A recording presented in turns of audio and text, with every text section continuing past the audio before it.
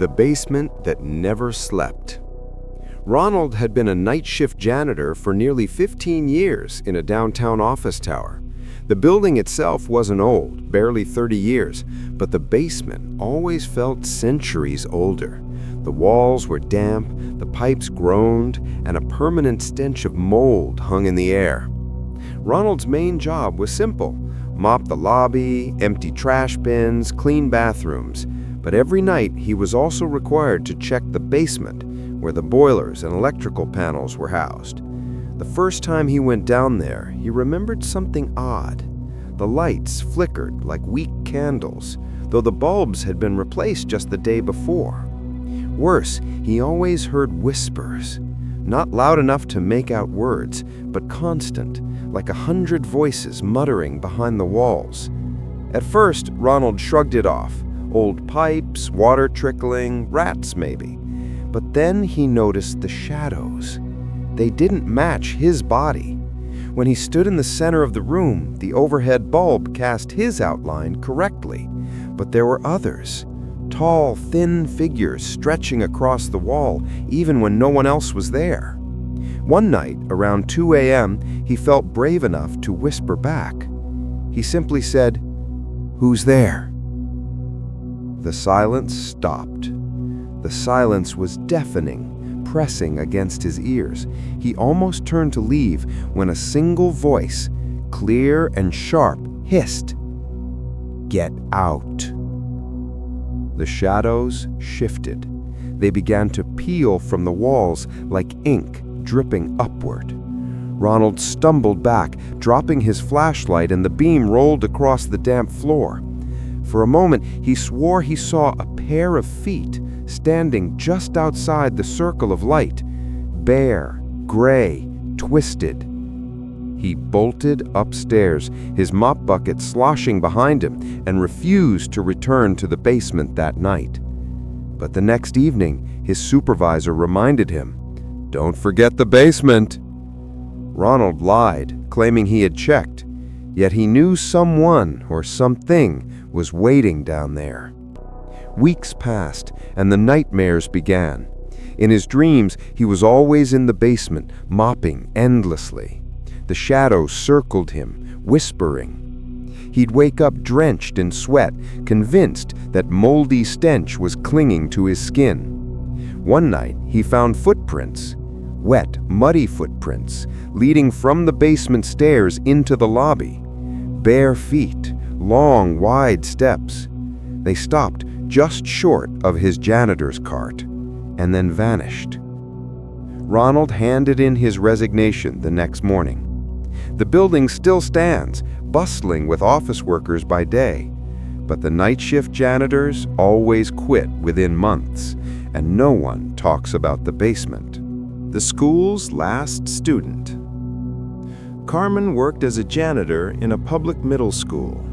It wasn't a bad job, quiet at night, decent pay, and most of the teachers left her alone. But there was one section of the building she dreaded, the East Wing. That wing had been sealed years ago after funding cuts.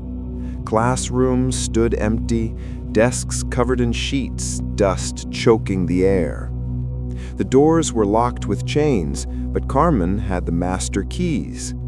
Every night, she had to walk the hallway and make sure the doors remained secure. The first time she went alone, she noticed the sound of chalk scratching. Carmen froze. The classrooms were abandoned, the blackboards erased years ago. Still, the sound was sharp, deliberate. Writing. She unlocked one of the chain doors and stepped inside. The air was stale, thick with dust. On the chalkboard, fresh words were scrawled in uneven handwriting. "I'm still here." Carmen dropped the keyring. She rubbed at the words with her sleeve, smearing white powder across her uniform. But the moment she turned to leave, the chalk squealed again. Another sentence appeared, written as though by invisible hands. "Don't leave me." Her heart hammered as she bolted from the room, fumbling with the chain. She swore she heard small footsteps running across the hallway, keeping pace with her. After that night, the east wing became louder. Sometimes she heard lockers slamming. Other nights, the faint sound of a child crying echoed down the hallway. She tried reporting it, but the principal waved her off. Old pipes, rats, your imagination. One Friday night, as she finished mopping near the cafeteria, Carmen saw something move in the reflection of the glass trophy case. A boy, maybe 12 years old, thin, hair falling over his face. He wore an outdated school uniform, the kind the district hadn't used in decades. She spun around.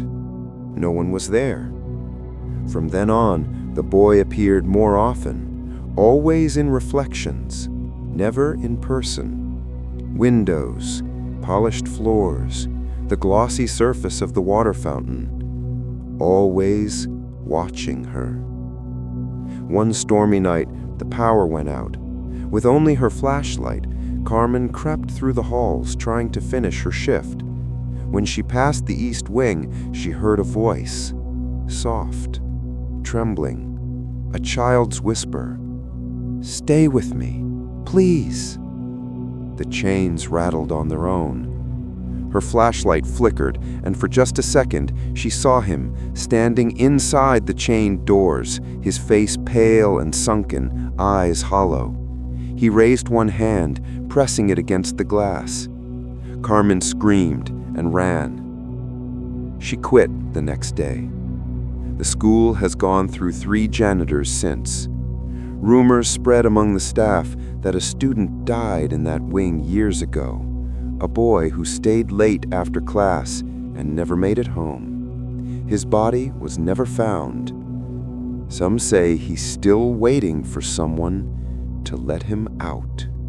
Cleaning the morgue. Marcus worked part-time as a janitor at a small-town hospital. He didn't mind the blood, the mess, or even the late-night hours. But the morgue, that was different. He was told never to linger there, just sweep, mop, empty the trash, and get out. But Marcus was curious. The morgue was always freezing.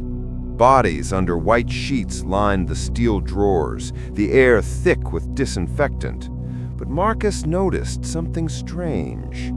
Some nights, the sheets would move. Just a twitch, a ripple, like someone breathing beneath them. He told himself it was the air vents. Then, one night, he heard knocking. Soft, steady taps echoing through the steel drawers. 1, 2, 3. A pause. Then again. Marcus dropped his broom. The knocking came from the 3rd drawer on the left. His rational mind screamed, "Pipes, cooling system, mechanical noise." But his heart knew better. Against his better judgment, he pulled the drawer open. Inside was the body of an elderly woman, pale, stitched at the chest from an autopsy. Her eyes were closed, her mouth slightly open. Dead. Marcus stepped back, relief flooding him, until her hand twitched. He froze. Her fingers curled, slowly, deliberately, scraping the sheet. Then her head turned, just slightly, but enough. Her eyes opened. They were clouded, gray, lifeless, but they saw him. Marcus ran from the morgue, abandoning his cart. He didn't return for 2 nights, but when he finally did, he found something worse. The old woman's drawer was empty. The sheet lay crumpled on the floor. From that night on, Marcus noticed changes in the hospital. Light bulbs flickered when he entered a room. Patients whispered about an old woman wandering the halls at night. Nurses complained about hearing footsteps when no one was there. The last straw came when Marcus looked into the security camera monitors. In one feed, hallway 3B, he saw her, the old woman. She was standing just outside the janitor's closet, staring directly at the camera, her head tilting unnaturally to one side. Marcus never finished his shift. He clocked out and never returned. The hospital never confirmed it, but whispers spread among staff. Sometimes, when a janitor leaves his cart unattended, someone pushes it down the hall. The wheels squeak, echoing in the silence. And sometimes, if you follow it, you'll find her waiting at the end of the hallway.